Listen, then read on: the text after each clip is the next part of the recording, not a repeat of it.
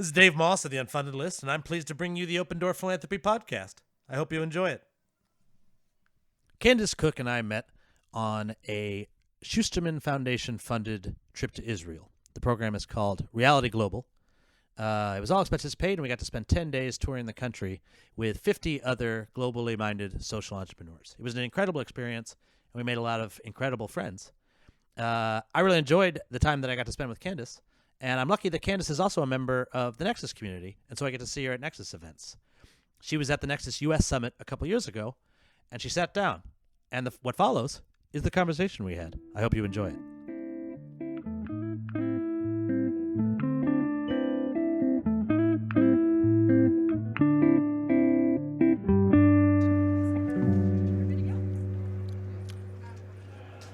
Hello, this is day 2 at the Nexus U.S. Summit. I'm at the U.S. Institute of Peace in Washington, D.C., with one of my favorite philanthropists, Candice Cook. Welcome, Candice. Thank you so much, Dave. It's an honor to be here with you. I assure you the honor is mine. Why don't you tell the folks a little bit about yourself? Where are you from, Candice? I am originally from Atlanta, Georgia. I've never heard of it. Where is that? It's east of here? Southeast, yes. Well, south of D.C. for sure, absolutely. And I have lived up and down the East Coast. So home has always been the state of Georgia.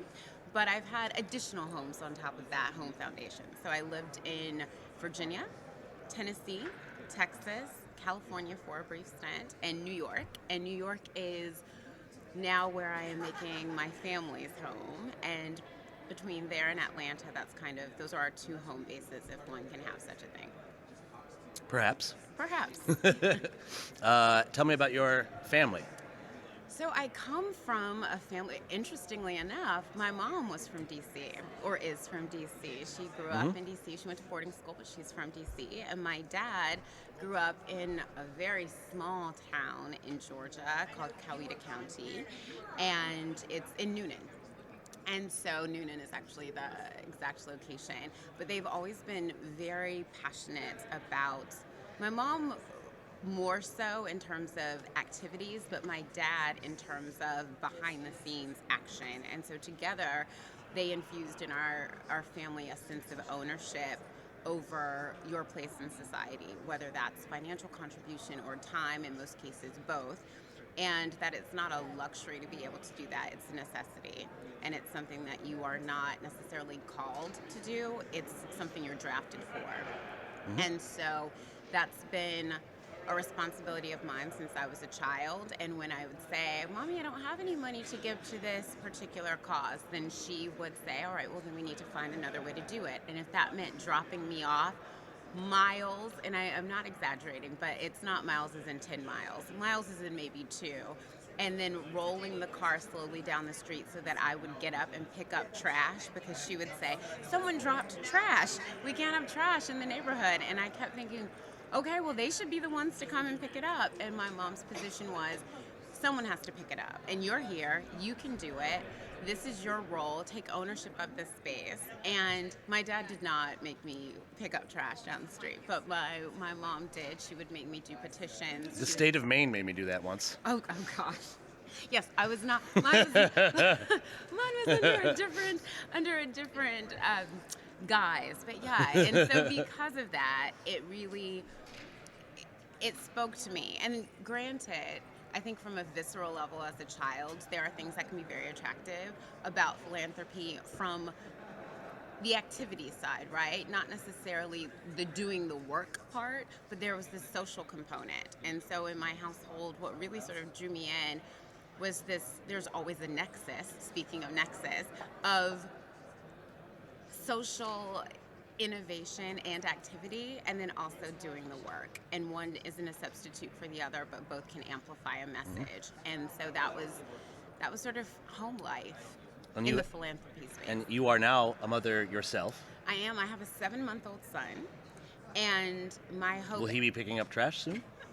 I cannot wait for him to pay. I'm from the South, where you are doing yard work, and your house should be wherever your home is. We do yard work in Maine as well. And it's, well, I can tell you, in New York, that's not necessarily a thing. Fair. But it will be a thing in my household. I can't wait. I want to clean. I mean, honestly, I cannot wait for this child and I hope he has passion for it. That's my biggest concern because for me, it really changed my ability to feel that I could have agency over my voice and things that I cared about.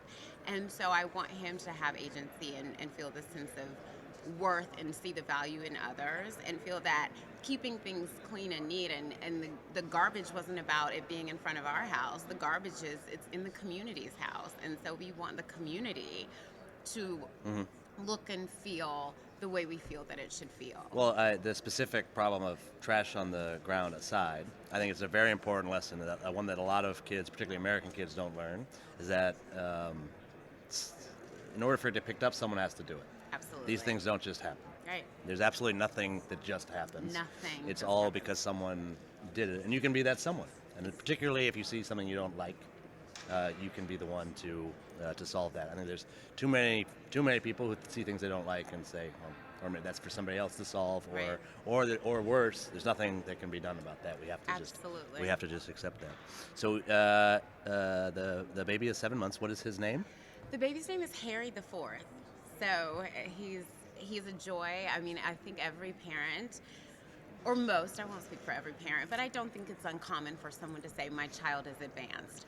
I will sit here and say, I honestly think this child is... I'm sure that he is. Phenomenal. He is a joy and he is a blessing, and I don't take him for granted. I think it's a privilege to be his mother, and the role of parenthood for me really is not so much to create him or try and shape him into being the person that I want him to be. I really want to shape him to be the best him that he can be, whoever he's meant to be in this world, and teach him those lessons, because if I don't teach him the lessons, the world is a hard, rough place.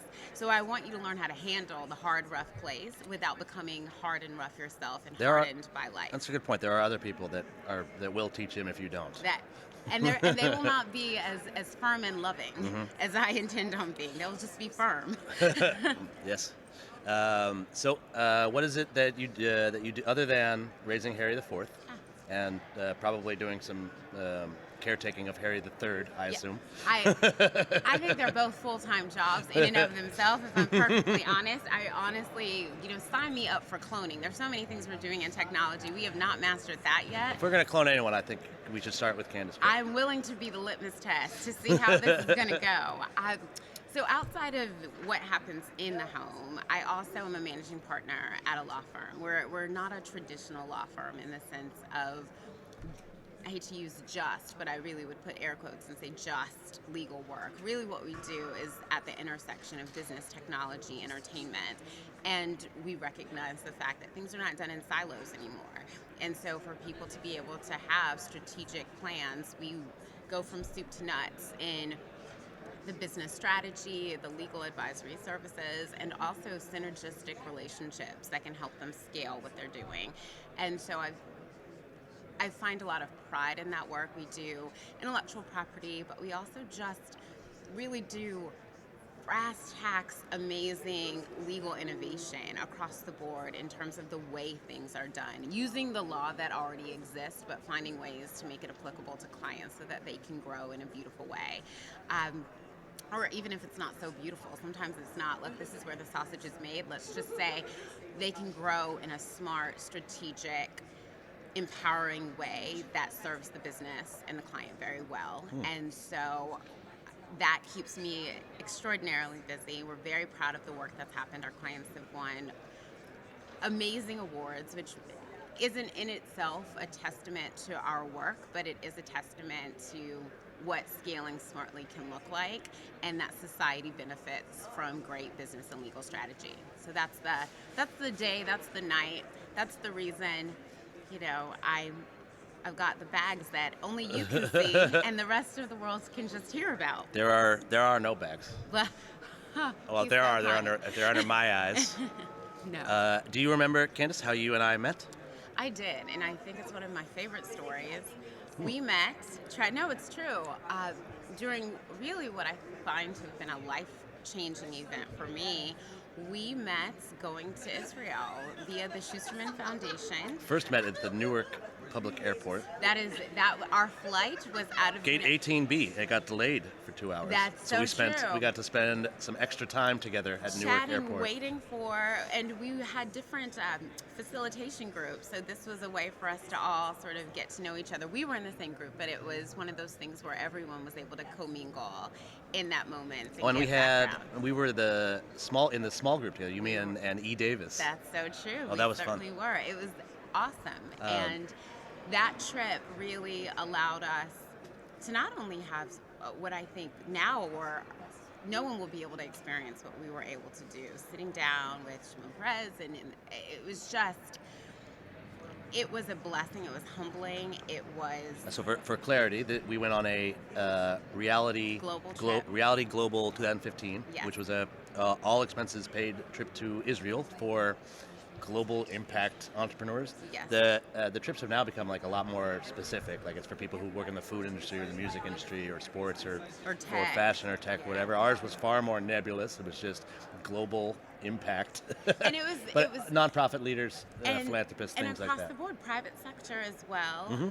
And what was so interesting is that it was just such an impressive individuals group. Applied, and they selected, I want to say, 50, and which speaks to philanthropic work. At the time, we were all connecting.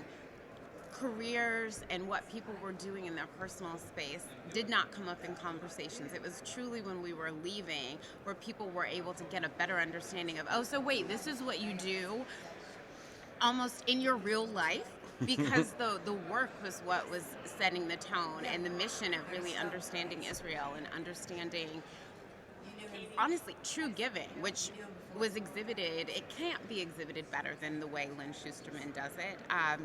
She really is just a blessing for so many. But I think it was humbling to see with love how bringing people together who truly want to change the world and on a global scale, making the world a better place, making the world kind again. Tikkun Olam. Do you remember that from the trip? Yes, exactly. And Ahava.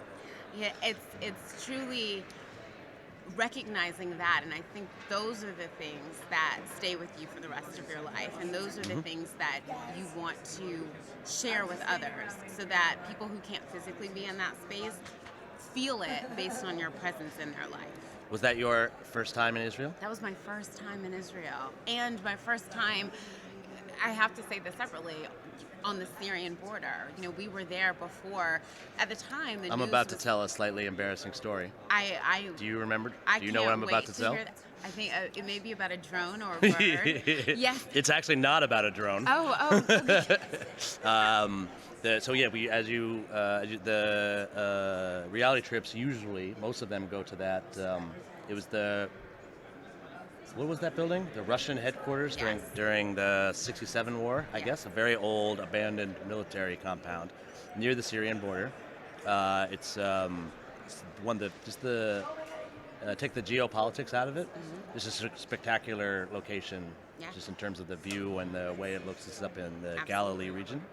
But we also, you could see Syria from there. And notably here, we heard some bombs while we were there, which I'm pretty sure that's the only time I've ever heard active bombs. And then they took us to a mountain nearby. I forget the name of that mountain. We went up to the top, and there was a bird hovering. Depending on who you ask, there was a bird. It was or a bird. Or a drone. I know what a bird looks like. Anyway, I think possibly because I think maybe the bombs had shook you a little bit. But you were convinced that was a drone. And she started screaming, "That's a drone. There's a drone there." And everyone's like, "No, Candice, that's a bird." I am from Southwest Atlanta, and I have to tell you, when you witnessed what I witnessed, it was very obviously a bird. I was not waiting around to find out whether or not it was a bird or a drone. You didn't care so much. You were. If there's a 1% chance that that's a drone, I'm out of here. We are aborting mission. I'm videotaping, and we're out. That was truly, and it was one of those. It's the juxtaposition of we were in an air quote safe space, but within view, you could see people who were at the time, the press was categorizing these grand exodus and the refugee crisis as a crisis that was about economics and that was about people looking for new jobs and new opportunity. And I could see with my own two eyes, no one's looking for a job. No one's looking for new opportunity. They are looking to live. A job would be nice. Opportunity would be great. But in the immediate present, I am looking not to have my home and my children massacred. And I was seeing the smoke rising from areas. Damascus was not far at all from where we were cities where individuals were doing, quite frankly, what we're doing right now, and that's over. Or you live in this reality of a combination of my life is in jeopardy, but I have to go on. And that exists in Israel, this balance. And of your life goes on, but there's always this undercurrent. It exists throughout the Middle East. And we were watching it play out, most specifically in Syria, and it was heart-wrenching and painful, and it also changed my viewpoint of what we consume as media consumers, because what we were getting in reporting truly centered on people need to come to America for jobs. No, this was about safety and security, and our role as philanthropists is not only to engage with those communities, but also to make sure that the information that people get who aren't able to be boots on the ground in those areas and see truly what's happening, that we can deliver this message out of respect for what they're going through consistently and fairly, so that not only to bring in assistance and aid where it's possible, but also enlightenment and changing the discourse around what someone's seeking to take from someone, and really more so what we're seeking to give to others. Are you familiar with MacArthur's 100 and Change program?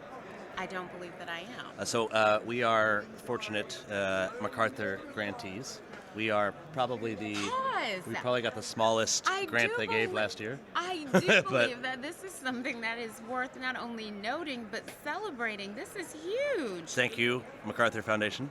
Thank you, MacArthur Foundation. This is exceptional, Dave. Congratulations. Yes, I'm very pleased with it. What? Don't we all love that? How he humbly brought that in. That is phenomenal. Please explain. So as I mentioned, we got one of their smaller grants from last year. Wow. But they did a sort of historic granting program last year called 100 and Change. Okay. They were going to give $100 million to a project that would have great impact, a large amount of scale. And there were as you imagine, a lot of people applied. What I kind of like about it is it was a fairly transparent process. So I think the last 10 finalists, their final interview, they recorded it just like this, and you can listen to to them trying to pitch, them making a pitch for the $100 million and all the good work that they would do with it. I wanted to mention it because the winner was Sesame Street, the international version. I'm loving and this. they're going to use the money to make a Syrian-specific version of Sesame Street. So Syrian outfits, Syrian characters, Syrian names. And I know this sounds so cliche. It's not cliche. It runs the risk, but you can, seeing yourself in media, and media that if you can see it, you can be it, right? I can see the sun just went behind a cloud, and now I can see again. It's very really, bright here at the U.S. Institute of Peace. You all can't see it, but we have had, it's been glaring, but I think that... I have been squinting this entire interview, and now I can see you. It's true. I do feel a great relief at not having to wear shades. I wasn't wearing shades, so, my cornea says thank you. But it's so critical for not everyone. It is important for everyone, but I think most specifically for children, to be able to have that sense of normalcy. There's a woman... And also learn how to read and count. Learning how to read and count, but just a sense of doing that in a space where something seems similar when everything else is no longer similar. You're divided from cultural references that you know or that your family knows, so they're trying to make a way for you in a space that is not necessarily their comfort zone.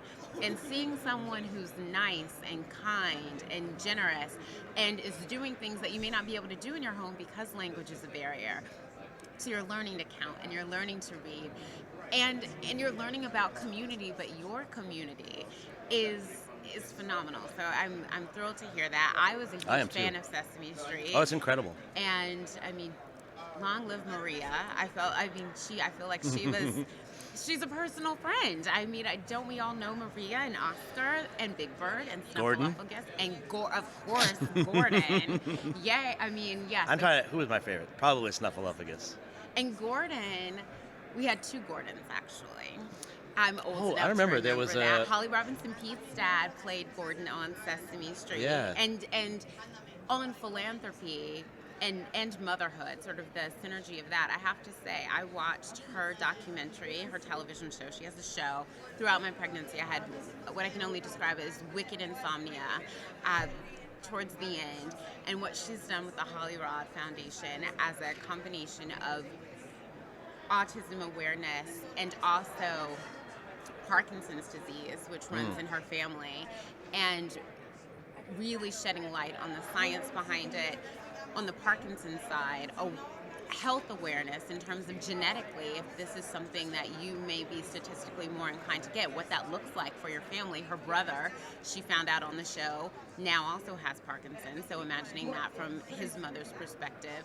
And then also what she's done in terms of how we are raising children with special needs in a society and advocating for them was incredibly powerful. And I kept looking because the show, from both a philanthropist side and as a human being side, was about releasing your expectations and accepting things and meeting them where they are, and then how can you best guide and direct it. So with her daughter, she sent her off to college, and you get this whole top school application, and you your daughter is a rock star. Your daughter has a twin who has special needs, and he's watching as all of this is happening in college and being this rock star in that same way. That wasn't in the cards for him. But what can we do where he can be the rock star and he can have the sense of agency over himself to not feel that his choice is less than his sister's choice? And it was really just, they were so open and honest. And where she gets the energy, because she doesn't just have those two children. I want to say she has 5 kids. And I just kept thinking, like, is this human? She can't be human.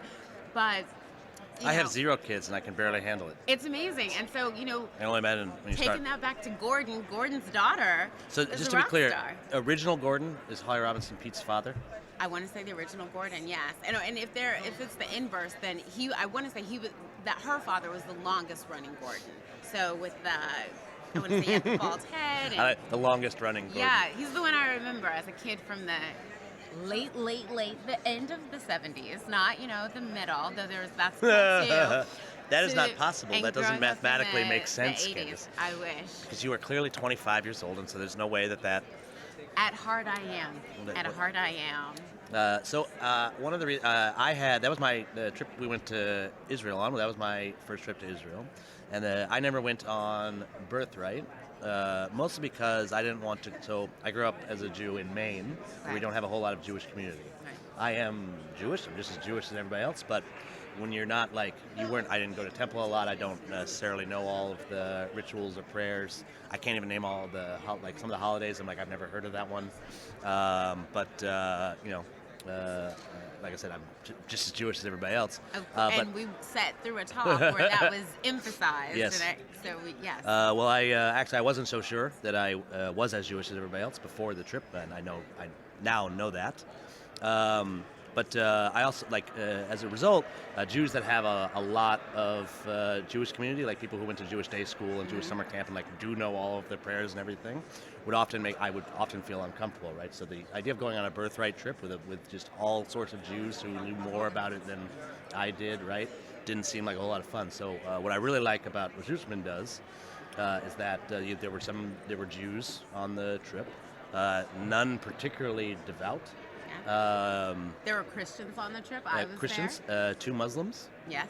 And you are not Jewish. Do I assume correctly? Yes.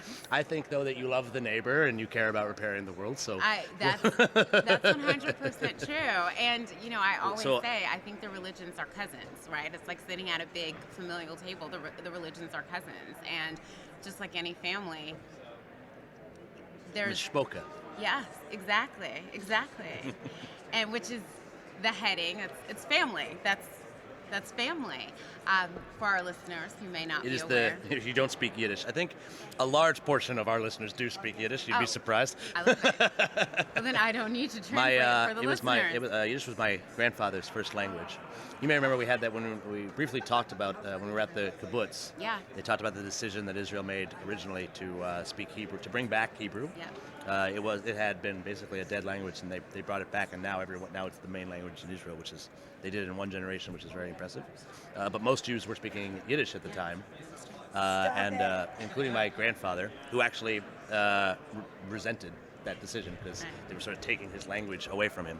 So he made sure to teach me all the Yiddish swears, which is basically everything in Yiddish. It's pretty much a swear-based language.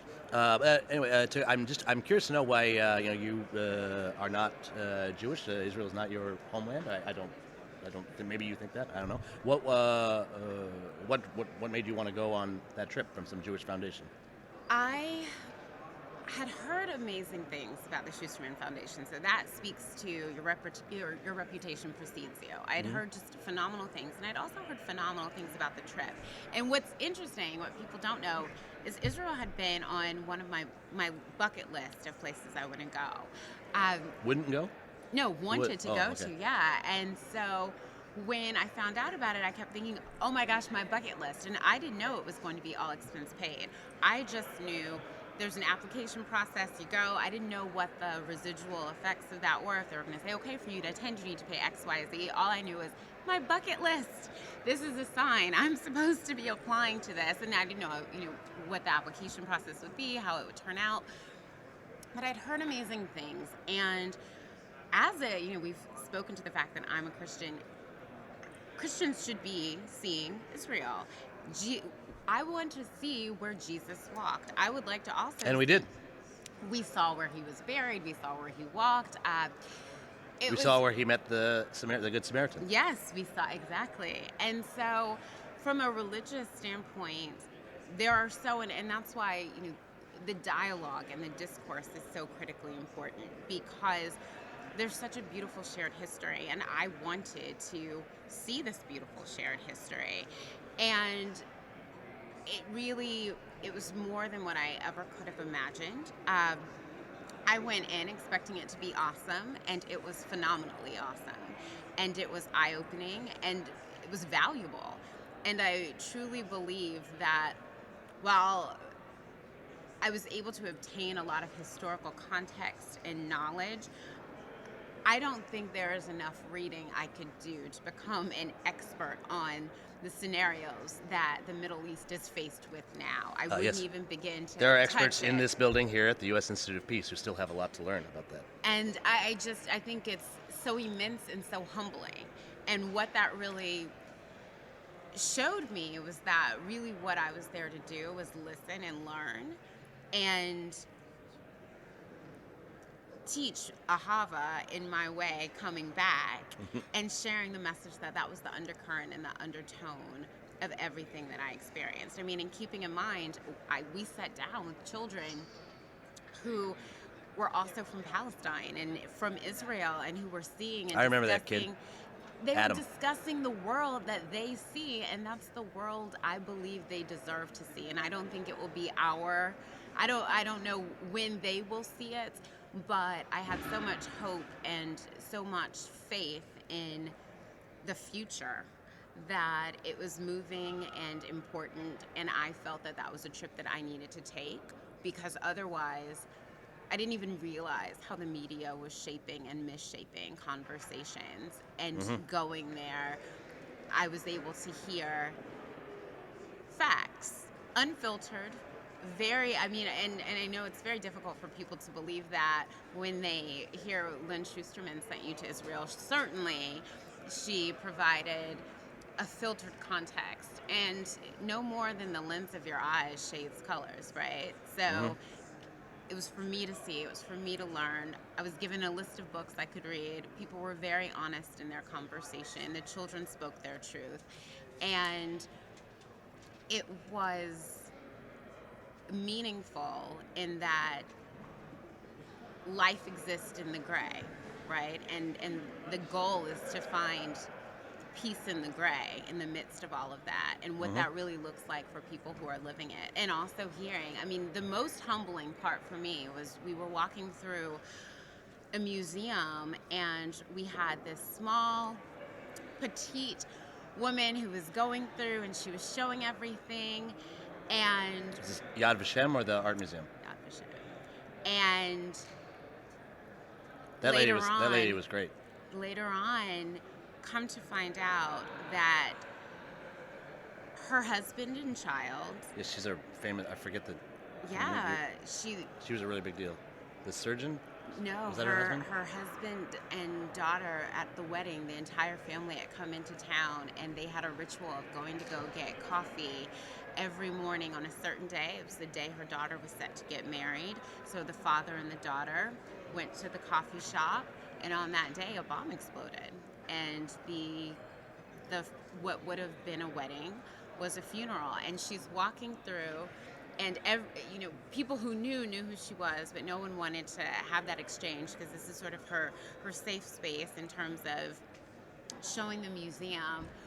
But it puts into context that in the midst of everything, life is still happening, and her life was changed. No one should be sacrificing their family. No, certainly not. And we are at 30 minutes. I have a couple more questions. Okay, yes. So that was the humbling moment.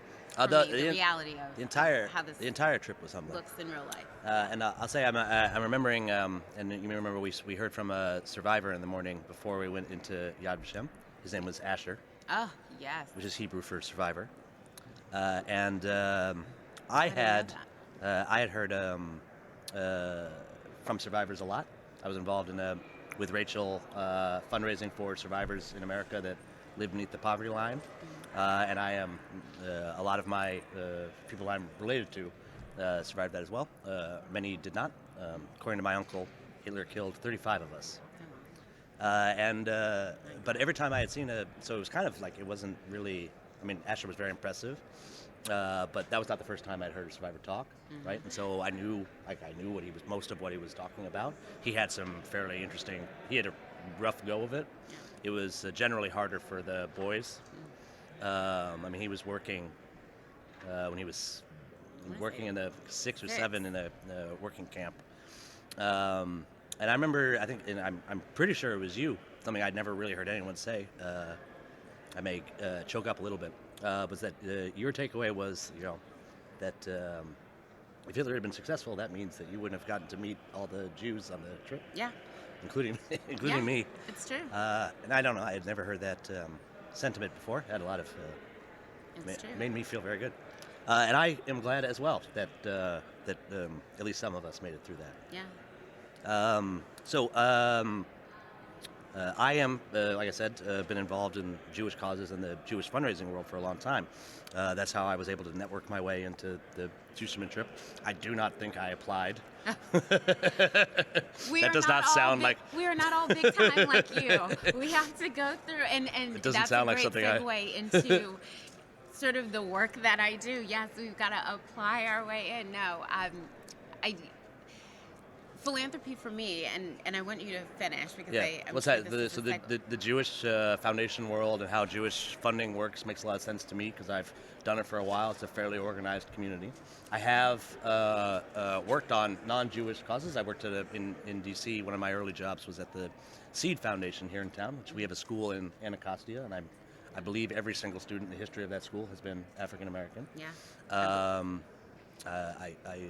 There are white folks who live in Anacostia, but they're not going to they're probably going to some private school somewhere else. True story. My mom lived in Anacostia with my grandmother. She went to boarding school, but right.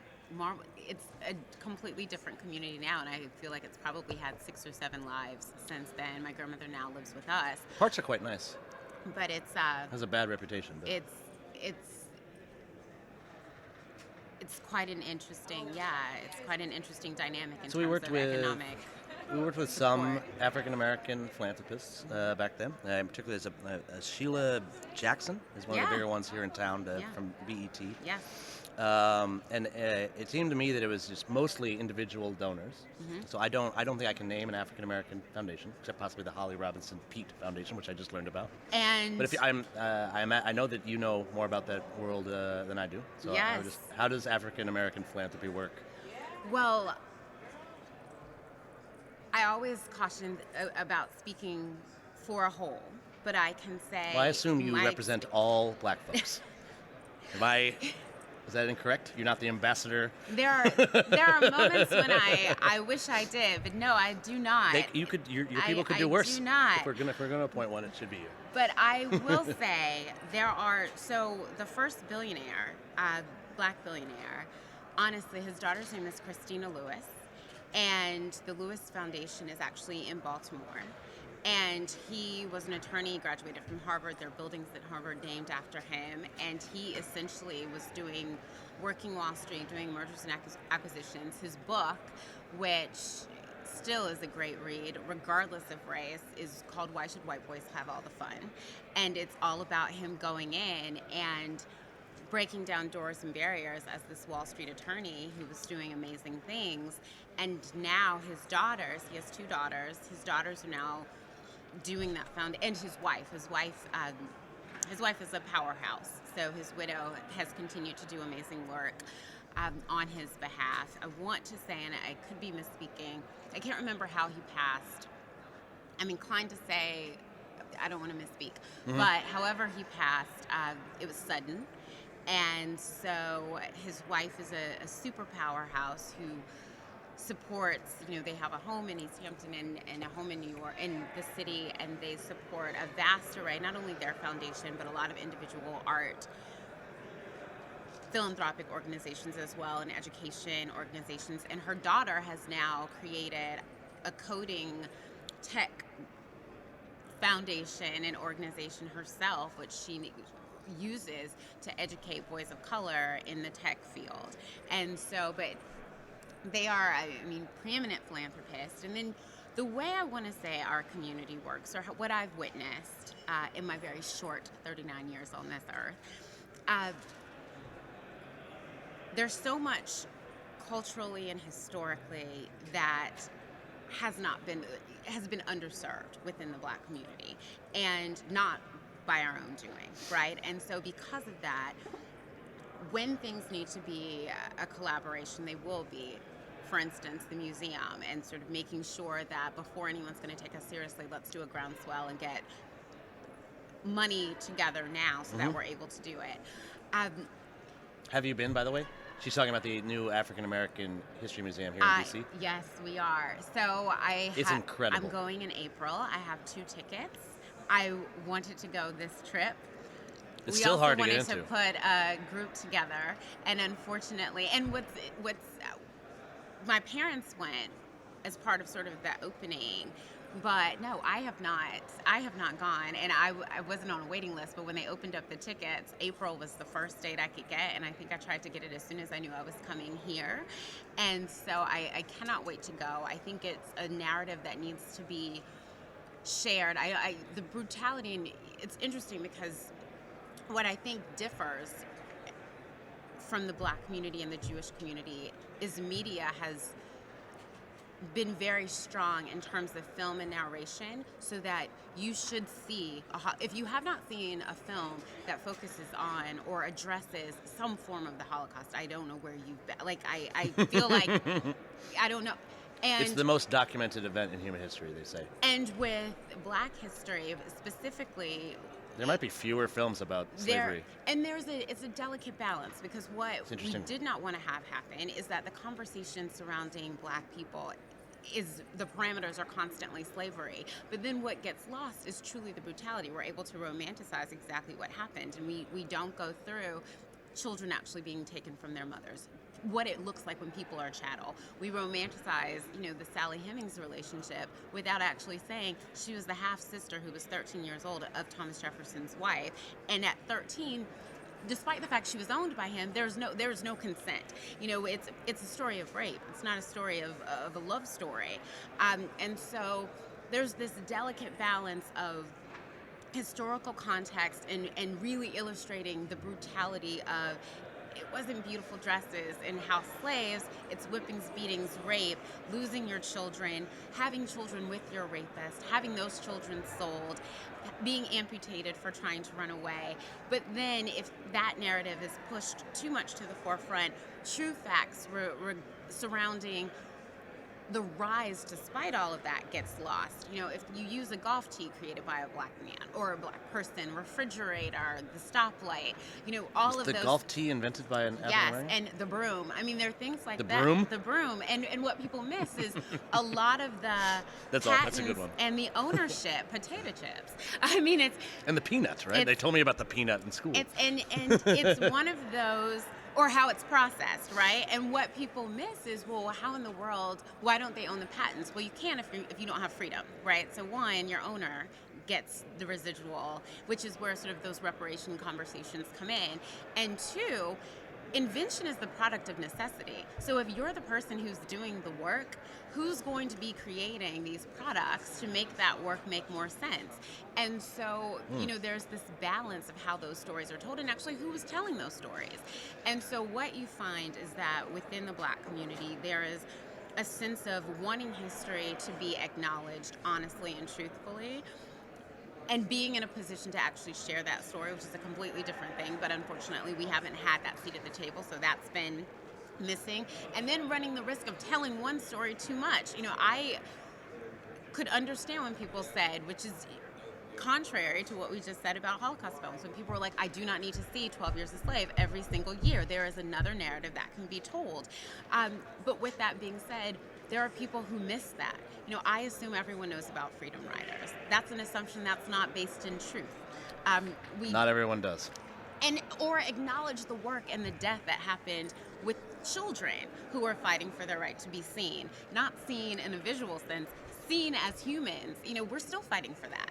And so there's this duality, and it's not just, you know, two things. There's the spectrum of what we need to do to properly address needs in our community, but also recognizing that we have our community, but we are also members of other communities. So it tends to be Yes, absolutely. a shared across-the-board spectrum, making sure to pay attention to schools, particularly schools that are underserved, where for no fault of their own, systemic oppression has set them up, quite frankly, 12 years behind everyone else via lack of resources, lack of tax dollars being allocated to these students, lack of private donors who say, we see something in these kids. If you don't see the children as children to begin with, you're not seeing the possibility in them either. And so trying to feed those gaps is a concentrated effort, but then also saying, but we care about museums as well. We care about the Met. We are members of a greater society, and so we have to, you know, show up there too.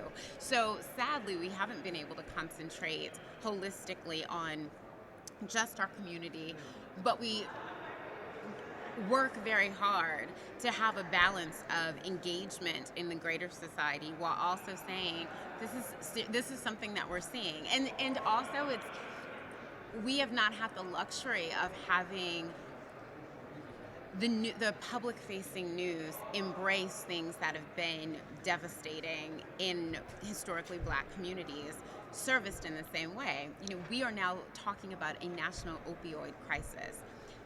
When this was the Black community, we decided we were going to have a war on drugs. We completely broke up families.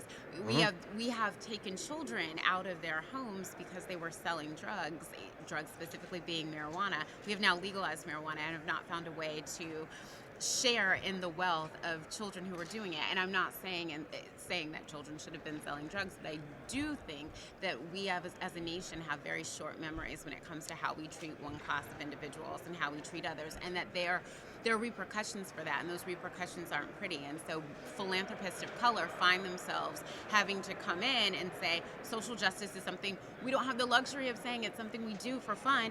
I don't want my 7-month-old to be shot. And the reality of that is I also do not want little Hank to be shot. And the truth is, he lives in a very good neighborhood, and where is the most dangerous place for a Black male to live? In a very good neighborhood, because the assumption is he shouldn't live there. Yes. And so those aren't things that I can say. Sadly, I would rather put my money in things that are a little bit more light and fun. My work is hard enough. I want to enjoy my philanthropic engagement. But I don't have the luxury of picking and choosing at this point in history. I hope, my grandchildren will. My grandparents are able to see a lot more than what they were able. I had one grandmother who was, very blessed and fortunate. My paternal grandmother was a domestic. And so all of her children went to college. All of her grandchildren, essentially went to Ivy League schools and graduate schools and did exceptionally well against all odds while she was cleaning for a Klansman. I mean, that is, the build takes a lot. Education was their primary focus, and ownership, right? Owning land and all of that. And so, my mom had a different upbringing, but the reality of that is very humbling, and also shows that it is there before the grace of God go I. I don't think Black people traditionally can say it's the luck of the draw, but even within very fortunate families, it's luck. I had the right parents. I had parents who, were very loving and engaging. And if we called my dad right now, regardless of what he's doing, he will pretend like he wasn't doing anything and was waiting for this call. My mom will not pretend she was not doing anything. We will get to the point, but then she lovingly and engagingly will take the time. She has mentees still, and she has, a child and a grandchild. I thought I'd keep her busy enough, but she thinks it's important to go and tutor young children and bring them to the Capitol and do all of these things. And she does it because she truly believes she's responsible for every child. When she sees any child, regardless of color, that could be her kid. And so that child deserves a chance, and it shouldn't be about luck. And the Black community is, it's to our detriment. We are very forgiving. There's a quote, if any other group had what's been done to it consistently, and they know that, like, the world knows this. If someone had done what's been done to Black people to them, it'd be full-on war constantly, and yet it's not. And so it's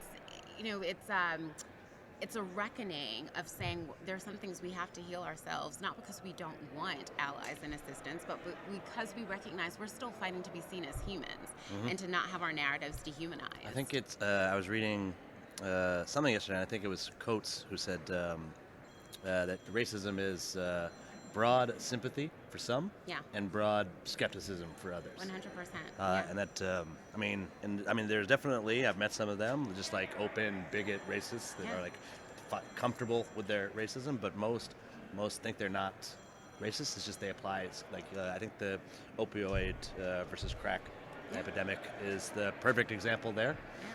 When it was crack, they're drug addicts, it's their fault. We should put them in jail. When it's opioid, it's a scourge affecting our children, and we need compassion and care. And it shouldn't be too hard to convince everybody to be sympathetic for everyone. Yeah. I wouldn't think. Thank you very much for sitting with us. This was a fascinating conversation. I'm sure everyone learned a lot. I hope you enjoy the rest of your day here at Nexus. I do, and I look forward to bringing more African American philanthropists and yes, changemakers to the table. I want you to know we are out there, and I say we. I am probably the meekest of them all, and there are. I'm sure that's not true. There are phenomenal people doing great work. So at the end of most interviews, I usually ask my guests if they would be willing to review a few unfunded proposals last round. Of course I will. So we will, sometime in February, I will send you a few. Would you like, is there any particular, do you want any particular sort of area that you would like to read? I'm very passionate about education. Okay. And so I would always love get to read some education proposals. Education, and I love arts programs. And Terrific. So I would love to see education and arts programs. All right, if you're out there and you have a good education or arts proposal, you should send it in, and maybe Candice will read it. And maybe she'll introduce you to Holly Robinson Peete or something like that. I mean, we'd love it. Let's do it. All right, thank you very much. Thank you.